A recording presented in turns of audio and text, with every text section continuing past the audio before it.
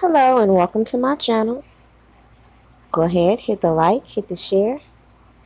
This video, we're going to talk about the latest news, and I'm going to try to make this very clear for the people on the slow bus. They keep asking us silly ass questions as far as why we support R. Kelly. And the answer is because we have been up on the game since Surviving R. Kelly aired. And the fact that this fake docuseries was used to garner an indictment against R. Kelly, I have a problem with that. Especially when over the last year, so much evidence has come out to make it very clear that none of these witnesses are credible. And yet, an innocent man is still incarcerated, refused to be given a bond because of allegations that have yet to be proven. But just sit back and let's walk through everything that has occurred for those that need to catch up. Series Surviving R. Kelly has put the singer's behavior back in the spotlight. Several women told their story on camera of how they were allegedly abused by Kelly, and now authorities are taking action. Yeah, so the Fulton County District Attorney's Office in Georgia has reportedly... So, according to the reports, as we have said, as a result of Surviving R. Kelly, these prosecutors allegedly began investigating R. Kelly.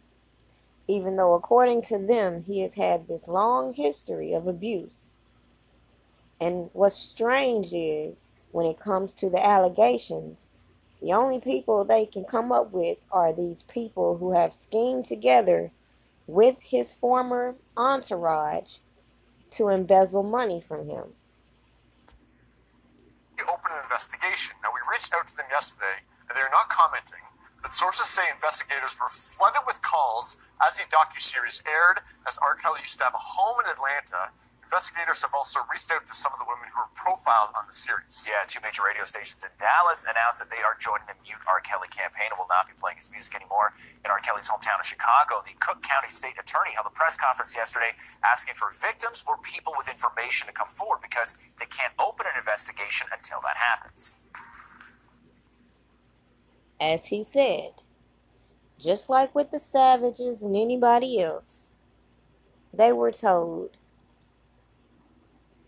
without certain things to come into play, they were not going to be able to act. So, of course, let's get the public outraged. Let's play on their emotions.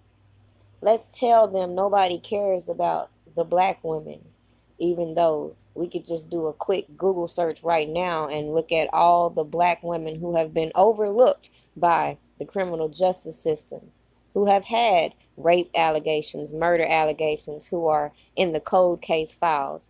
But they're ready to jump on this cash cow scheme.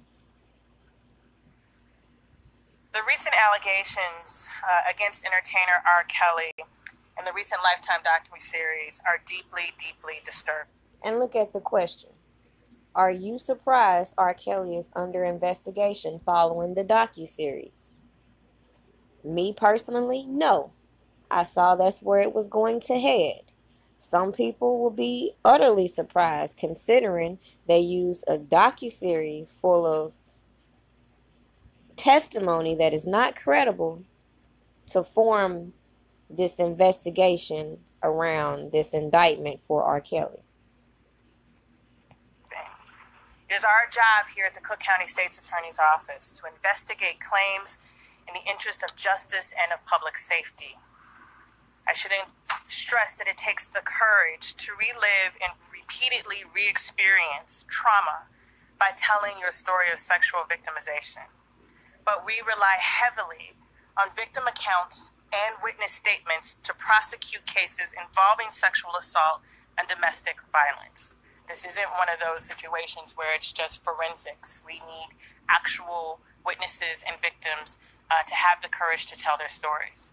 If they have concerns about further victimizations of others, it becomes necessary to have the courage to come forth and tell what happened. We cannot do anything related to these allegations without the cooperation of victims and witnesses. And that is why I'm here today, to encourage anyone who has information to please come forward. You know what's strange?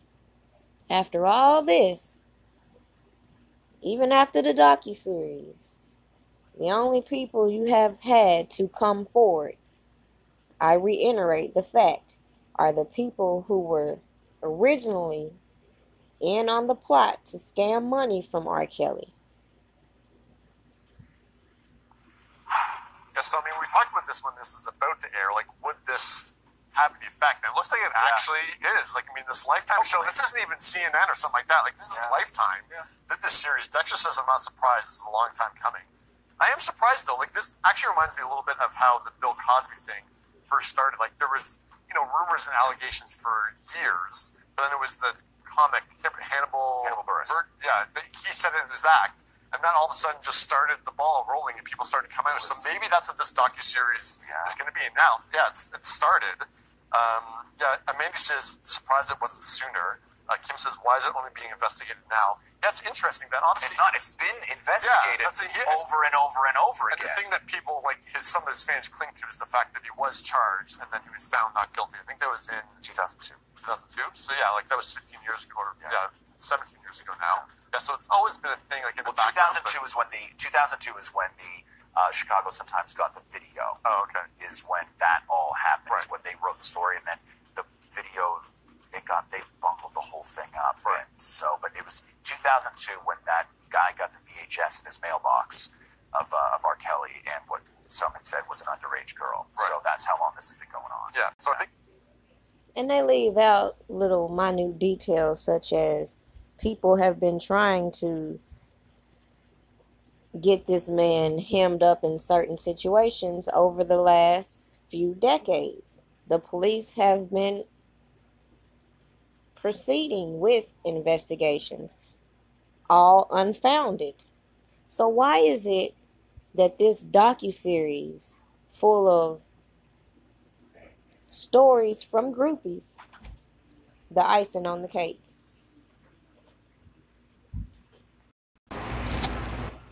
What does it say when the prosecutor leading these charges is being investigated for corruption?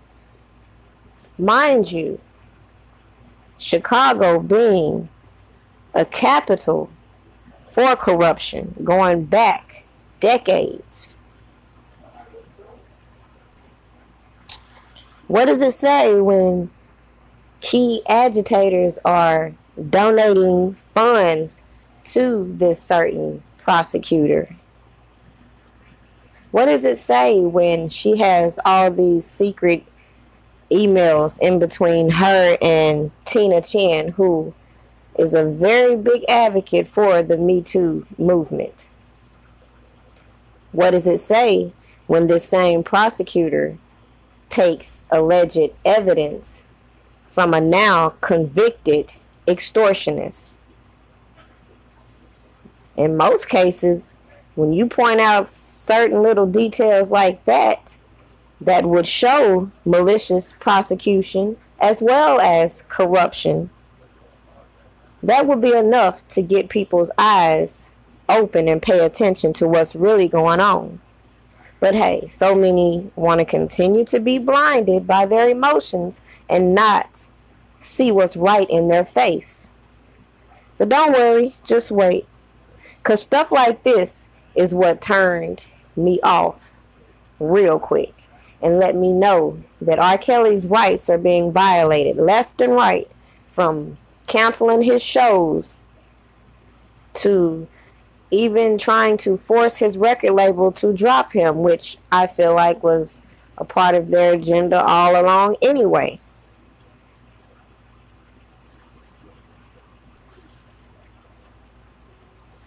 Why is it that with the case against Jussie Smollett,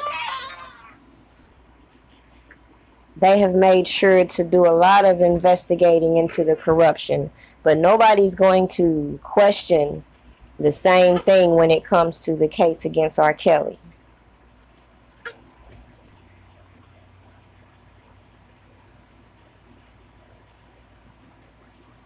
Look at these frauds. And I'm going to show you that clip where they're admitting all this shit is some bullshit. But they did it for the camera, no problem, as long as they felt like Lifetime was going to get them where they wanted to be. It's their will in a sex cult. He didn't say he loved you so much. So, somebody pulled up this tweet where they're admitting they knew this was all staged and did it for surviving R. Kelly cameras. This is the Clarys. Locked up a few times now, like I said in the movie. I'll go back again if it's for mine. Out of the Savages and the Clary, Azrael is the only one in the indictments for the sex trafficking. So just watch. And when they want to know about the real secret of the studio, we knew it wasn't our daughter. It wasn't our daughter. You know why we stayed so adamant and we thought it was somebody else's daughter. We knew it was somebody else's child in there, and we wanted that girl out. And the police refused to do the wellness check to let us go in there, and they said, he said, somebody's getting locked up. And sorry, a wellness check don't mean you go get the police and they let you walk in somebody's shit. That's where y'all fucking confused with these wellness checks. A wellness check is really for a fucking child. You send the police over to make sure the child is okay. So if the police go over there and verify with whoever you saw that everything's alright, what the fuck you want them to do? Oh, I know. You want to go participate in this fake-ass movie, do all these interviews, talking about you just want to see your child, and then, oh, just keep watching. I'm finna let it all play out. I said, I will go to jail. I ain't never been locked up in Chicago anyway. I've been locked up a few times now. Like I said in the movie, I'll go back again if it's for mine. Azrael! But you out here banging on the door, and you know she ain't in there. Okay.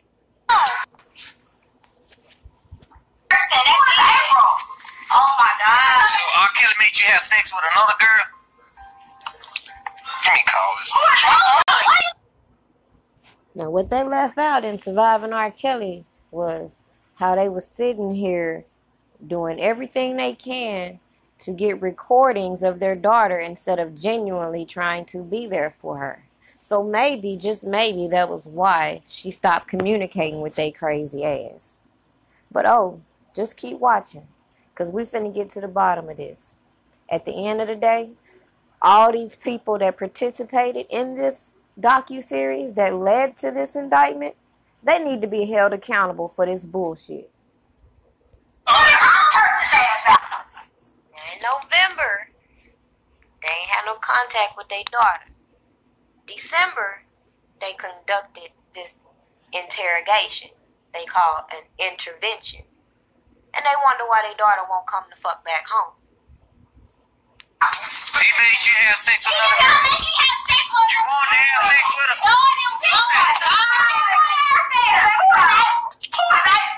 Who is April? Who is April? She's getting older. She want to sit there and have a conversation with her family, and they want to record her with this bullshit intervention, then go over here and tell the world wide web that she's a sex slave being brainwashed. Okay.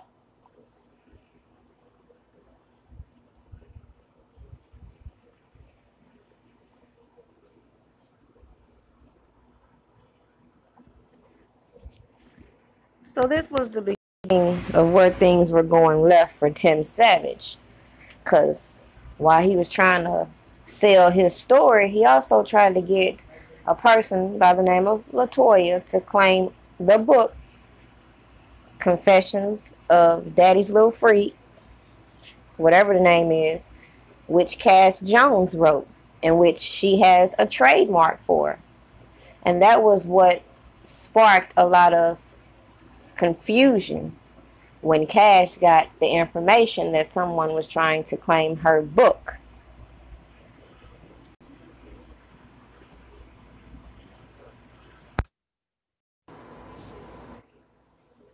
How we got people like Me Too Movement playing a role to get a part of a goddamn TV series to be their name affiliated with it, and I ain't get a phone call.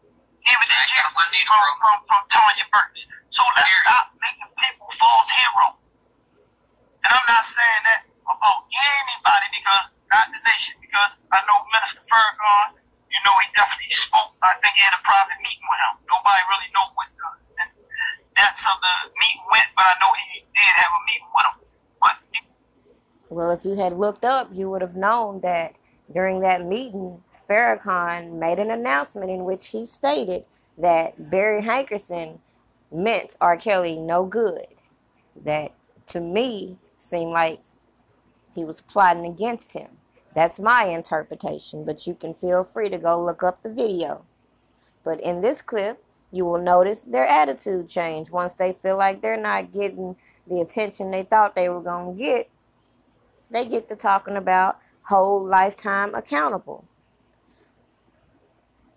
These other ones that was a part of Lifetime and all this shit, we need them. We need them to step up and them to act like they plan a platform. All we doing is playing on each other as black people. That's it. For fame and fortune. That's it. I want to say this, though, and I don't mean to cut you off. I got to say it. I got to say it. I see Tasha Unwind on you. I see you. You're a good person. I want to see all these other bloggers that's on here. Angelo couldn't even keep a straight face with that shit. I want you to take what I'm going to say to you right now. Right now. You got a big platform. I really need for you to hear me clearly.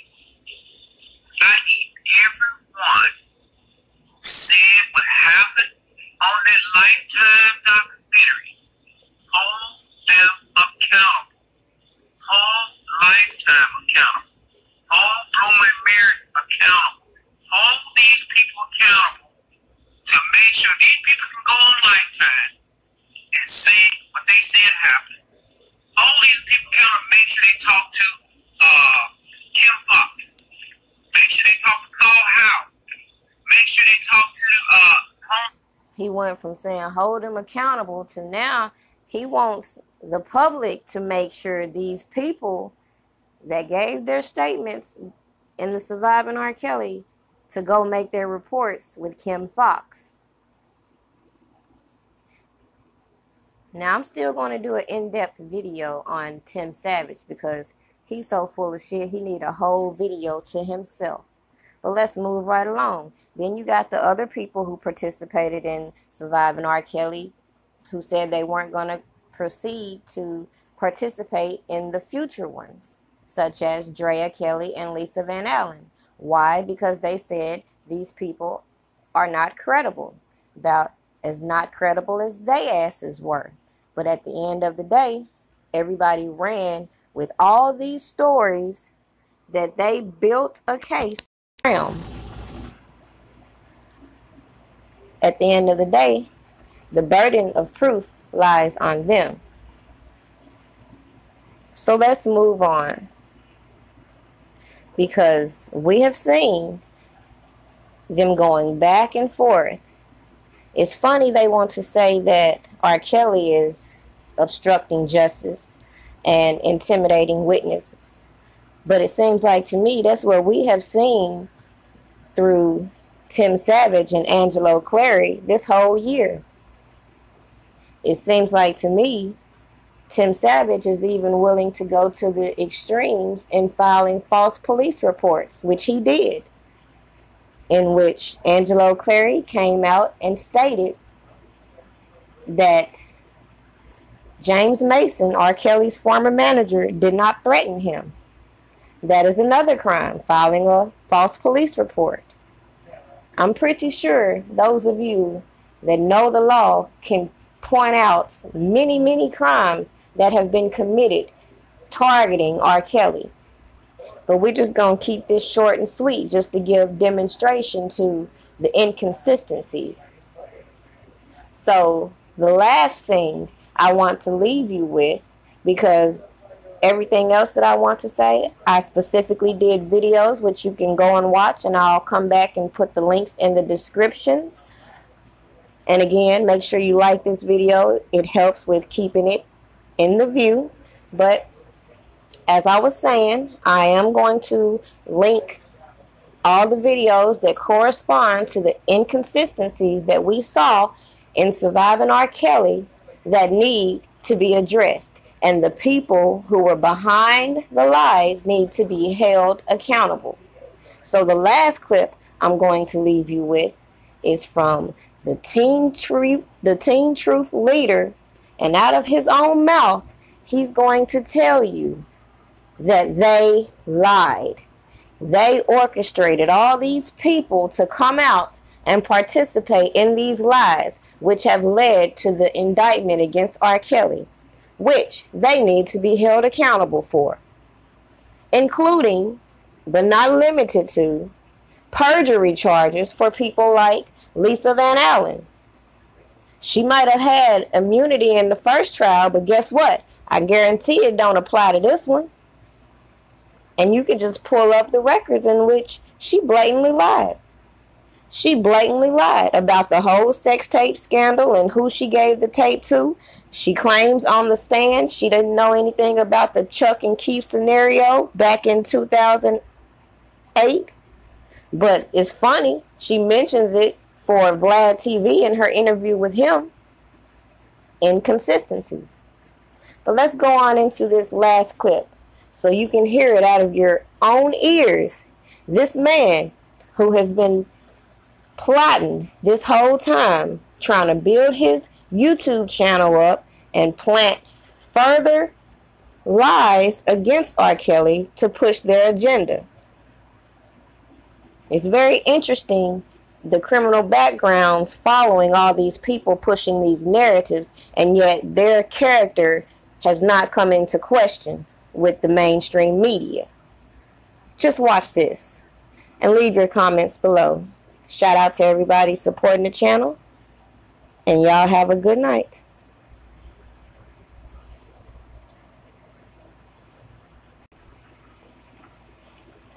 Oh, and also, I find it very odd that my last video that I uploaded was blocked by Warner Music Group.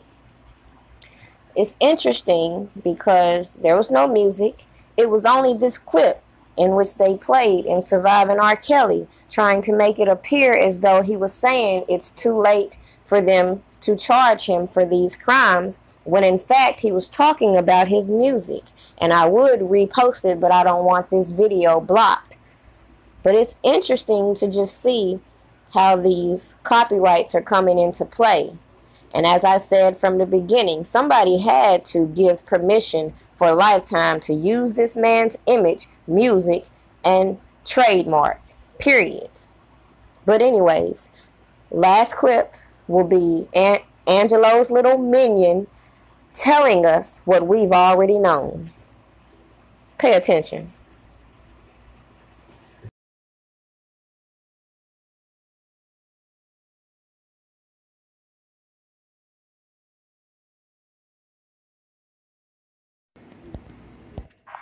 Now you see now, you done fucked up, you know that, don't you? I see what I'm saying. I thought. No, so, you know what I'm saying? You done fucked up now, you know that, don't you?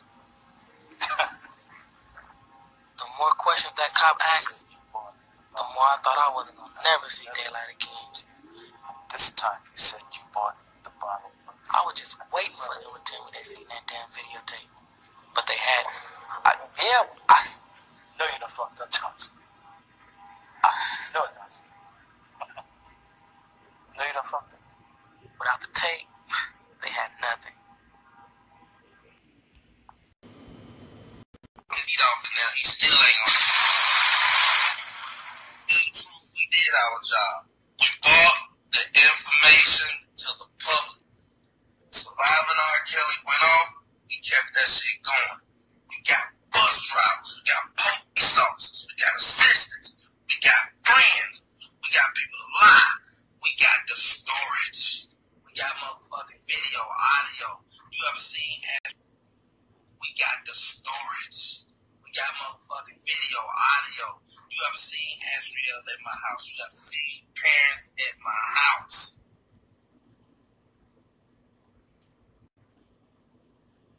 We got assistants. We got friends.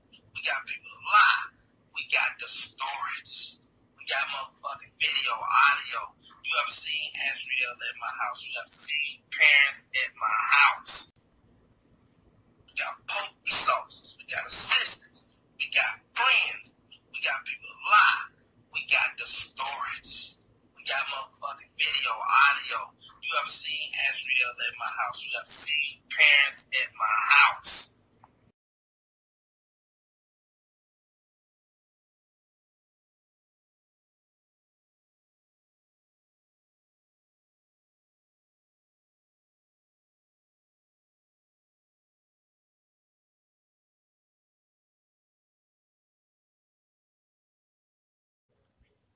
Matter of fact, Asriel didn't put R. Kelly in jail. She was living with him when she got put in that indictment. She was living with him. And so far as all of that stuff about the fire, I can't really speak a lot on it, but when it all comes out, we'll revisit this conversation tonight, which you just had with Spit Fire. Because it's a very, very dangerous situation. She wasn't supposed to put that out. That happened over 2 weeks ago. What happened over 2 weeks ago? That fire, that didn't happen recent. That's not recent. That didn't happen yesterday. That didn't happen that didn't happen a day or the day before, the day before that, or the day before that, before she put that out. So question, why did she put that out then? She put it out because she's 22 years old. She put it out. She had her reasons for putting it out. Going through all of that shit, going through what the fuck she going through is unimaginable. And I can't imagine it because I haven't